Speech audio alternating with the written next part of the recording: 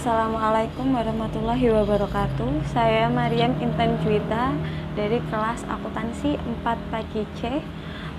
Saya akan mempresentasikan tentang ekuitas pemegang saham materi akuntansi keuangan 2. Pertama, saya akan menjelaskan tentang laba ditahan. Laba ditahan merupakan sebagian atau seluruh laba yang tidak dibagikan kepada para pemegang saham yang didapatkan oleh perusahaan.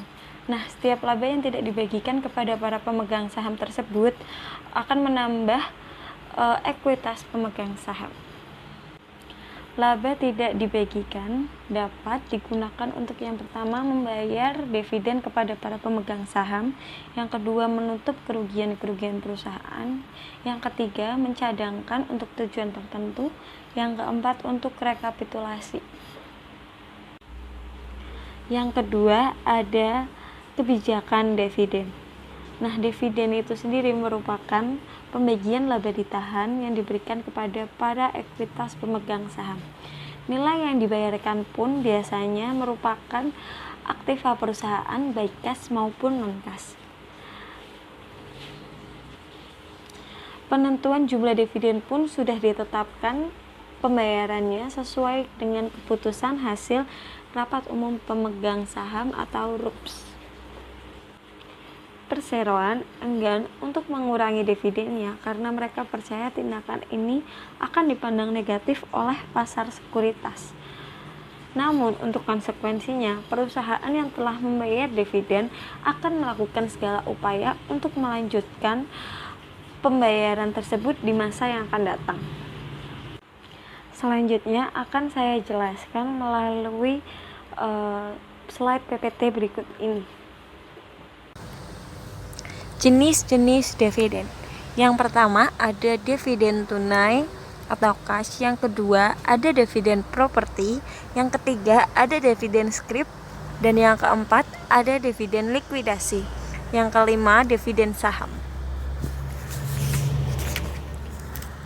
Nah, seluruh dividen kecuali dividen saham itu mengurangi total ekuitas pemegang saham dalam perusahaan, karena ekuitas akan berkurang baik melalui pembagian dividen secara langsung maupun di masa depan.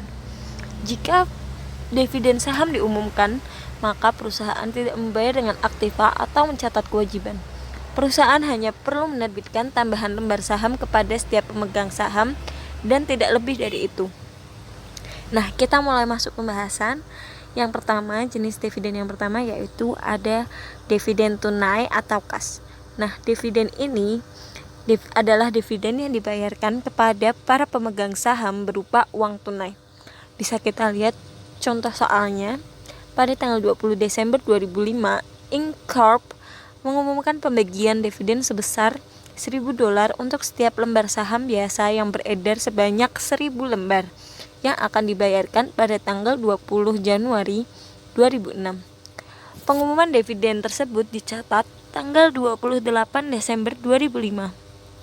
Nah, ayat jurnal untuk mencatat transaksi tersebut adalah sebagai berikut.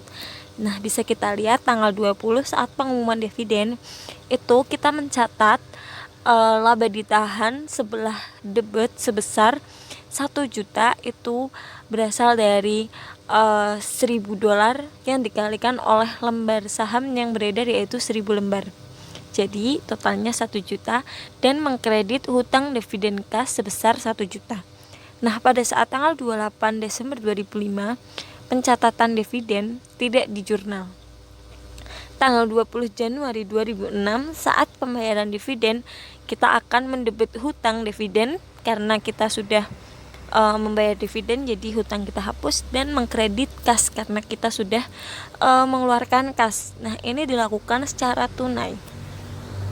Yang kedua ada dividen properti. Dividen ini dalam bentuk surat berharga perusahaan lain yang dimiliki oleh perusahaan, persediaan atau aktiva lainnya. Nah, bisa kita lihat contoh soalnya ya.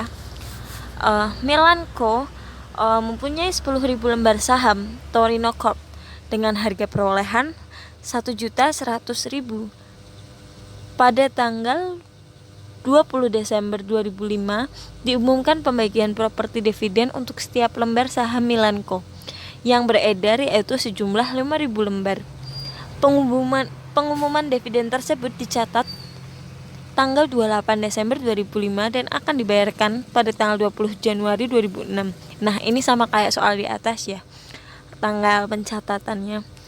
Ayat jurnal untuk mencatat transaksi tersebut bisa kita lihat sebagai berikut. Nah, tanggal 20 Desember 2005 pada saat pengumuman dividen, kita perlu mengalihkan harga perolehan dibagi dengan jumlah saham yang dimiliki oleh Milanko dan dikalikan dengan saham yang beredar. Nah, kita akan temu jawabannya, yaitu sebesar 550.000. Nah, itu jurnalnya. Kita akan mencatat laba ditahan di sebelah debit sebesar 550.000 dan hutang dividennya kita catat sebelah kredit sebesar 550.000. Nah, pada saat tanggal 20 Desember 2005 kita mencatat keuntungannya.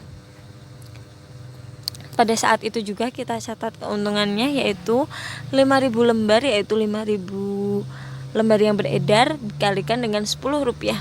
Nah, hasilnya akan temu 50.000. Nah, itu kita catat sebelah debit investasi saham PTX sebesar 50.000 dan mengkredit keuntungan yang belum direalisasi sebesar 50.000.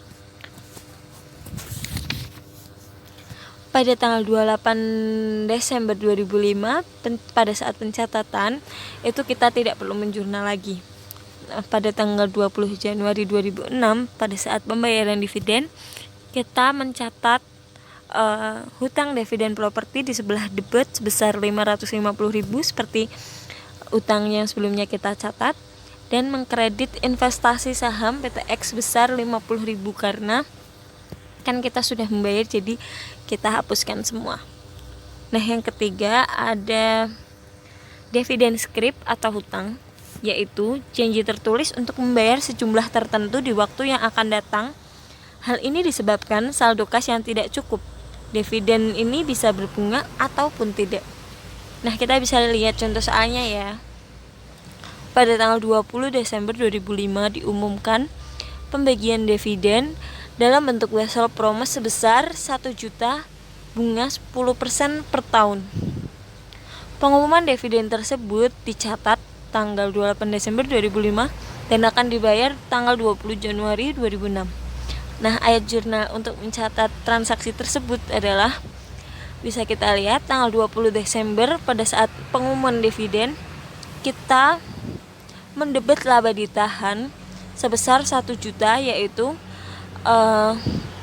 harga nominal wesel promise-nya ya itu 1 juta, dan mengkredit wesel bayar sebesar 1 juta.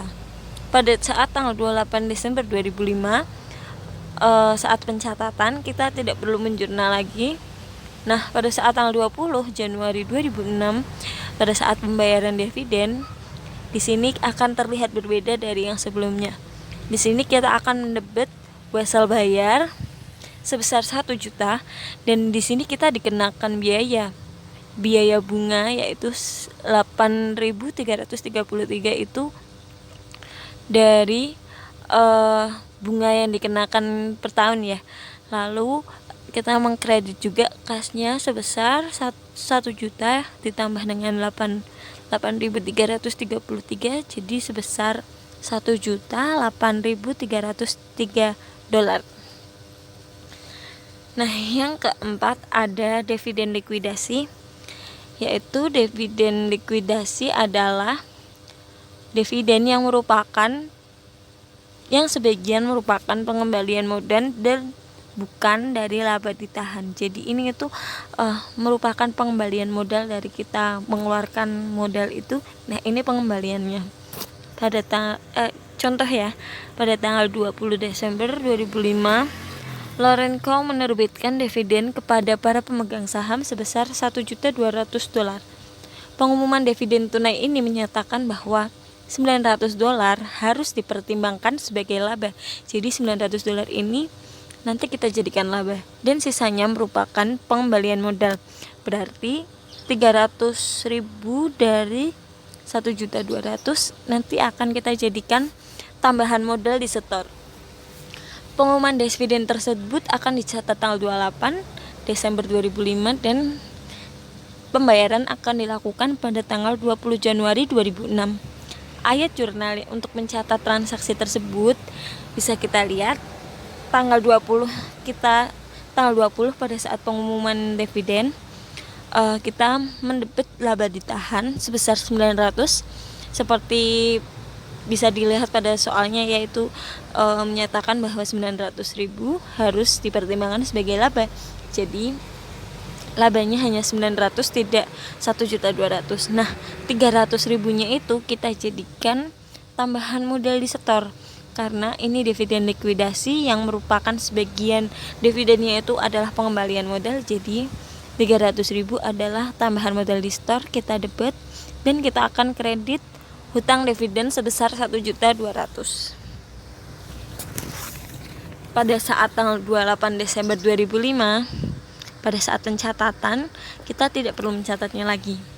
Tanggal 20 Januari 2006, saat pembayaran, kita akan mendebit hutang dividen sebesar 1.200.000 dan mengkredit kas sebesar 1.200.000.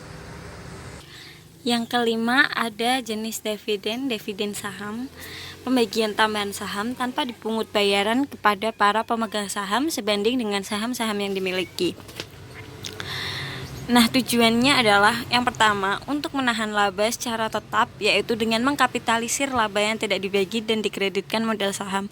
Yang kedua, pembagian dividen tanpa menggunakan pembayaran tunai atau aktiva yang diperlukan untuk modal kerja dan ekspansi. Yang ketiga, untuk menaikkan jumlah lembar saham yang beredar sehingga harga pasarnya akan turun. Nah, ukuran dividen saham sendiri ada dua, yaitu dividen saham kecil yang kurang dari 20% dari saham perusahaan yang diterbitkan dan dicatat pada nilai pasar wajar. Nah, selanjutnya ada dividen saham besar, yaitu lebih dari 20-25% dari saham perusahaan yang diterbitkan dan dicatat pada nilai nominal. Nah, akuntansi ini didasarkan pada asumsi bahwa dividen saham ukuran kecil akan memiliki pengaruh kecil pada harga pasar saham beredar. Terima kasih sudah mendengarkan. Terima kasih sudah menyimak dari awal sampai akhir. Semoga bermanfaat. Wassalamualaikum warahmatullahi wabarakatuh.